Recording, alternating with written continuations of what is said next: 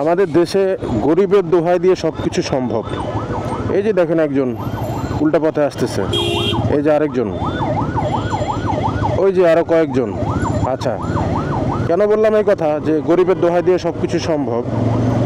গরিব গরিব বলে এই অটোরিকশাওয়ালা যারা আছেন বা রিক্সাওয়ালা, এদেরকে এতটা মাথায় তোলা হয়েছে যেটা অকাল্পনিক। তারা একেবারে কন্ট্রোলের বাইরে চলে গেছে। যেখানে যেভাবে ইচ্ছা তারা গাড়ি চালাইতেছে, উল্টা পথে, ফুটপাথে উঠে যায় মাঝে মধ্যে। আমরা এমনও দেখছি যে ফ্লাইওভারে অটোরিকশা উঠে গেছে। সাধারণ মানুষ নিষেধ করার পরে সাধারণ মানুষের সাথে অটোরিকশার প্রায় মারামারি লেগে যাওয়া অবস্থা।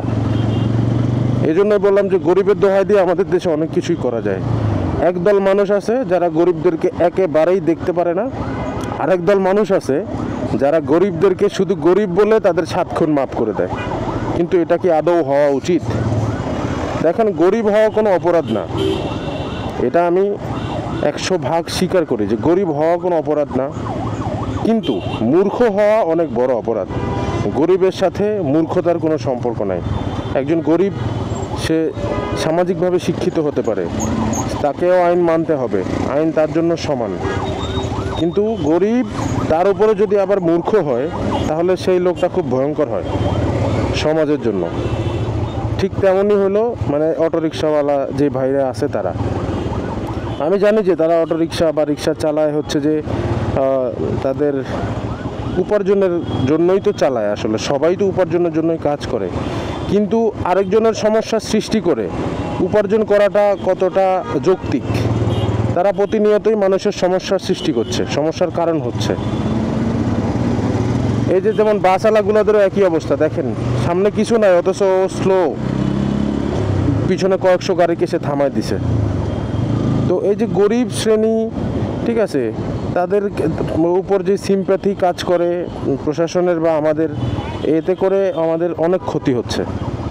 এই ক্ষতি আসলে কখনোই সেরে তোলা যাবে না।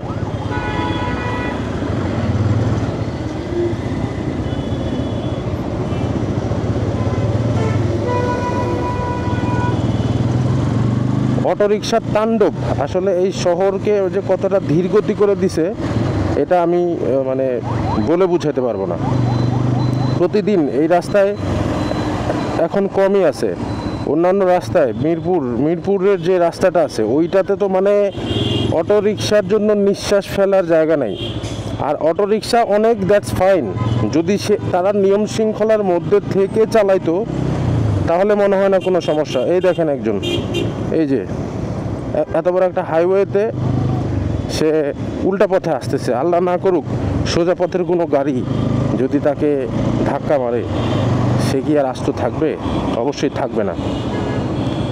ওইটাই তো, অটোরিকশা এবং রিক্সা, এদের অনিয়মের কারণে আমাদের রাস্তাঘাটে অনেক অসহ্য লাগে, আসলে অনেক জ্বালা পোহাইতে হয়। ইফতারের সময় বের হই, ইফতারের খুব বেশি আগে অফিস থেকে বের হতে পারি না, বাসায় গিয়েই আসলে ইফতারটা ধরতে হয়। ম্যাক্সিমাম দিনই এই অটোরিকশা না হয় চিপা দিয়ে ঢুকাই দিছে, না হয় এমন একটা অকওয়ার্ড জায়গায় গিয়ে ঢুকাই দিয়ে বসে আছে, আর সেখানে কোনো গাড়ি লড়তে পারে না। হ্যাঁ, 2-1টা অটোরিকশার জন্য, গলির ভেতরের কথা বলছি, 2-1টা অটোরিকশার জন্য সবগুলো গাড়ি দাঁড়ায় থাকে। ঠিক আছে, আপনারা আবার এই ভিডিওতে খেয়াল করে দেখবেন আমি কতটুকু পথ আসছি। 1 কিলোমিটার পথ আসছি, 1 কিলোমিটার পথে মানে বেশ কয়েকটা অটোরিকশা বা রিক্সা তারা উল্টা পথে আসতেছে, তাও এইরকম একটা ব্যস্ত সড়কের মধ্যে। এগুলো আসলে ভাবলেই ভেতরে আসলে অনেক কষ্ট লাগে যে মানে মানুষ নিয়ম মেনে কেন চলে না। আমাদের মানে উন্নতি কি আসলে শুধু এই শহরের বিভিন্ন রাস্তাঘাট, ফ্লাইওভার, হ্যাঁ, পদ্মা সেতু, এগুলো দিয়েই সীমাবদ্ধ থাকবে? আমাদের বুদ্ধির উন্নতি কি কখনো বাড়বে না? আমাদের মানসিক উন্নতি কি কখনোই হবে না? এটা হওয়া উচিত। এই জন্য ওই যে প্রথমে বলতেছিলাম যে এটা শুধুমাত্র গরিবের দোহাই দিয়ে তাদেরকে এরকম একটা সুযোগ দেওয়া হচ্ছে।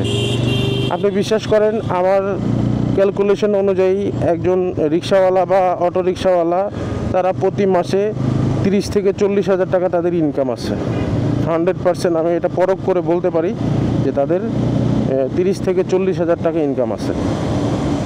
ঠিক আছে, এইরকম অনেক কোম্পানিতে এক্সিকিউটিভের স্যালারিও না, কিন্তু হ্যাঁ তারা শিক্ষা দীক্ষা আছে, তারা চায় যে ভালো কিছু করতে লাইফে, বড় কিছু করতে, যার কারণে তারা কম বেতনে বেশি প্যারা নিয়ে কাজ করতেছে।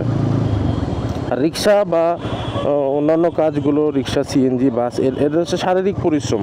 শারীরিক পরিশ্রম হয় তাদের, তো শারীরিক পরিশ্রম করে তারা পয়সা রোজগার করে, এটা তাদের একটা সিম্প্যাথি হইতে পারে যে না তারা গরিব মানুষ, তারা কঠোর পরিশ্রম করে। কিন্তু ভাই এই যে আমাদের প্রবলেম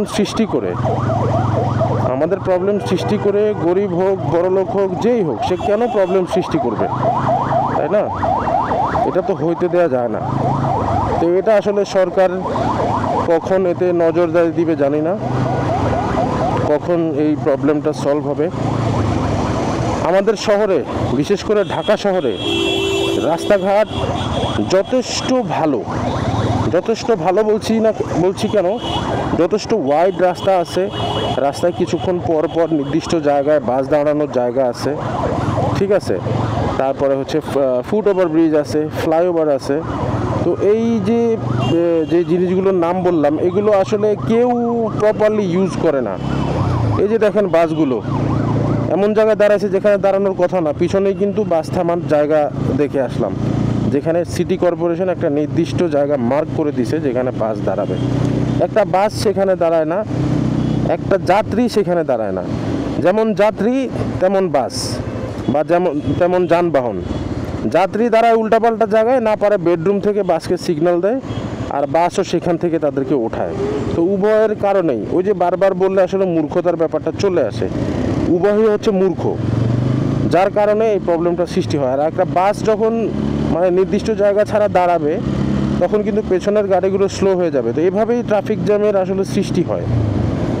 কি বলবো, এখানে বলার কিছু নাই। তো আমাদের এই উন্নয়ন বা এই উন্নতিটা দরকার, মানসিকভাবে যেই উন্নতি, সেটা আমাদের অত্যন্ত দরকার। তা না হলে আমরা জাতিগতভাবে কখনোই সাইন করতে পারবো না আমার কাছে মনে হয়। আর প্রশাসন আসলে কবে এই সব সমস্যার সমাধান দেবে বা কবে এদের প্রতি তারা কঠোর হবে? হ্যাঁ, আইন ভঙ্গকারী সে যেই হোক, ধনী হোক গরিব হোক, তার উপর কঠোর হইতে হবে, আইন প্রয়োগ করতে হবে, তাহলে হয়তো এর সমাধান বের হবে। তাছাড়া অটোরিকশা যেগুলো হচ্ছে বৈদ্যুতিক রিক্সা আছে, এগুলো কিন্তু ট্যাক্সের আওতায় আনা উচিত। আমি যেমন মোটর সাইকেল কিনতে আমার খবর হয়ে গেছে, তার মধ্যে আবার 25,000 টাকা আমাকে দিতে হয়েছে হচ্ছে ট্যাক্স, রাস্তায় চলার জন্য। এই যে আমি রাস্তায় চলতেছি, আমি কিন্তু সরকারকে টাকা দিছি এটার জন্য, যার কারণে আমি এই যে রাস্তায় আমার গাড়ি চালাতে পারতেছি। তা না হলে সরকার মোটামুটি আমাকে মামলা দিয়ে আমার 12টা বাজায় দিত। অথচ লক্ষ লক্ষ অটোরিকশা চলতেছে একেবারে ফ্রি।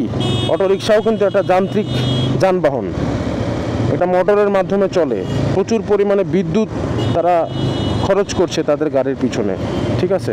তো তার আসলে কোনো ট্যাক্স নাই, কিছুই নাই। ইভেন যে ড্রাইভার সেটা চালাচ্ছে তার কোনো লাইসেন্স নাই।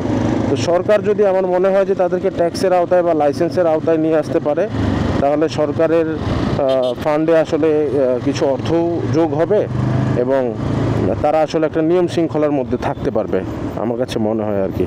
তো এটা আমার কাছে মনে হলো একটা সলিউশন ঢাকা শহরের এই মানে খুব বিশ্রী ট্রাফিক জ্যামের জন্য আর অটোওয়ালাদের জন্য। অটোওয়ালাদেরকে গরিব বলছি, আবার কেউ মানে কিছু মনে করেন না, আসলে এটা একটা এক্সাম্পল। এটা আমি সত্যি কথা বলছি, একটু ভেবে দেখেন যে গরিব হওয়া ভালো, গরিব হতেই পারে একটা মানুষ, কিন্তু মূর্খ হওয়া, ইচ্ছা করে মূর্খতা করা, এটা আসলে একটা অপরাধ। ঠিক আছে, সবাই ভালো থাকবেন, সুস্থ থাকবেন। ভিডিওটা ভালো লাগলে শেয়ার করে দিন। খোদা হাফেজ।